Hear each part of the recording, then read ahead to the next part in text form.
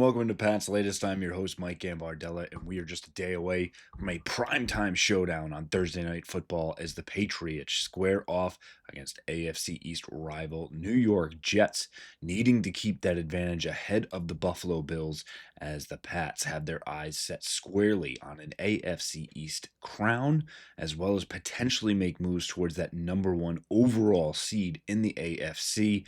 A wild time continues here for the Patriots. We dive into why that's happening, the new uniforms that are coming, the injury report, and who might be missing from that game, and why Dion Primetime Sanders is suddenly related with the Pats.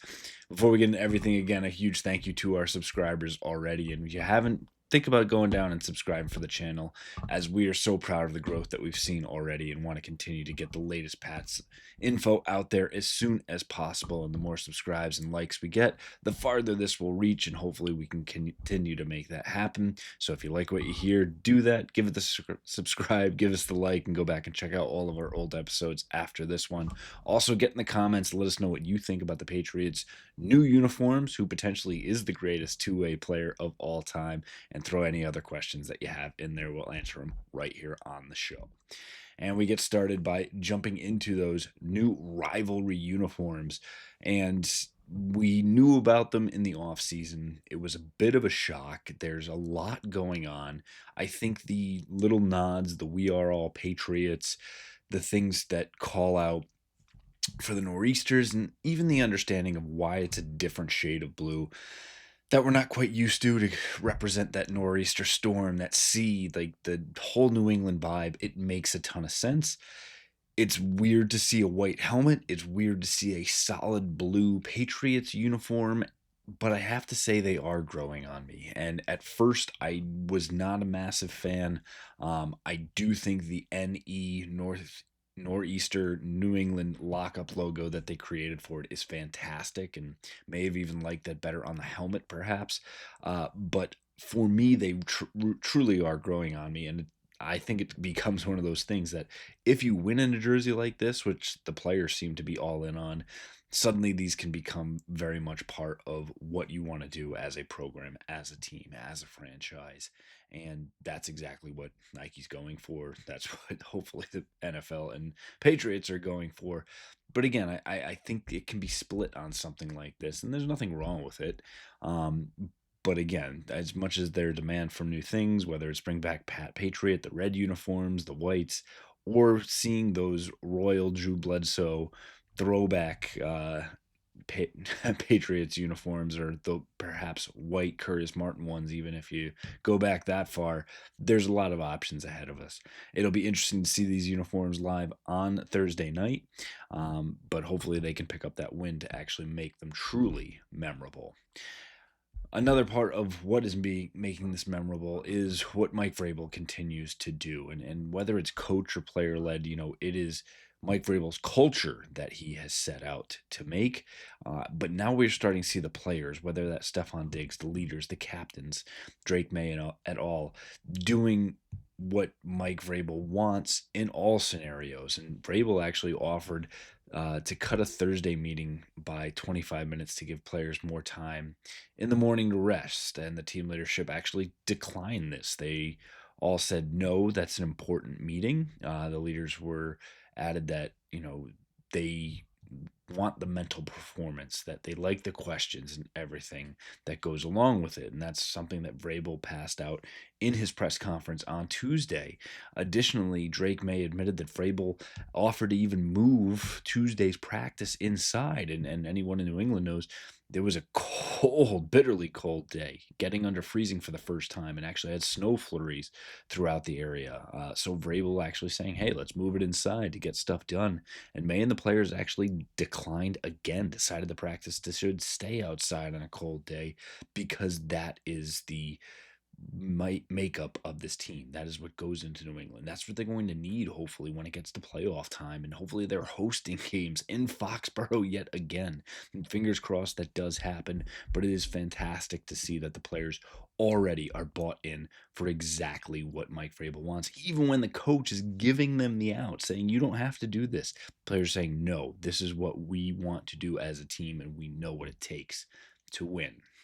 On the heels of that, the injury report coming here as well. Obviously, Garrett Wilson, as mentioned in yesterday's episode, that knee is going to be out.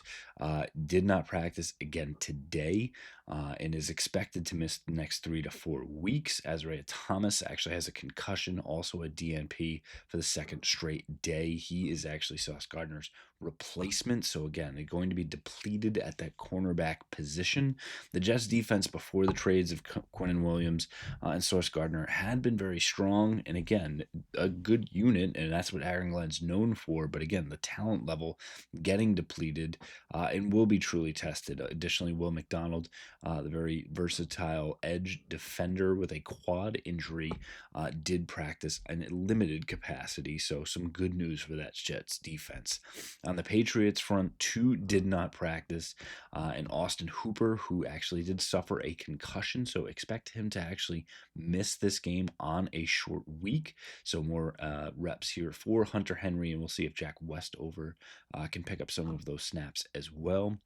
Joshua Farmer, the defensive lineman who actually stepped up in the wake of the Keon White trade and had that big sack, actually missed practice again with an ankle injury, so do not be surprised if he misses it as well. Luckily, some good news coming across. Kayshon Boutte did get a limited practice in that hamstring, but again, I think short week and a serious injury, not wanting to push it and seeing what the rest of the wide receiver crew did, especially Kyle Williams with that touchdown. Again, doesn't make sense to push him if he is not quite ready.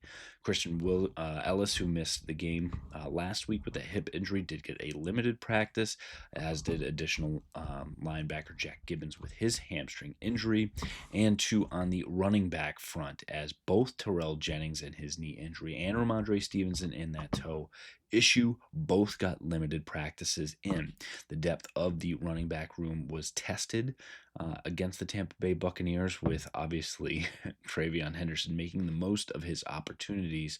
But I think this team is at best when they are able to spread out those carries. Now, not the best information you want to hear for your fantasy teams, but I think when they can get that three-headed monster moving, and I think Mike Vrabel very much does think of Terrell Jennings in that vein. He is willing to give him the carries, and Dearness Johnson even saw some opportunities as well.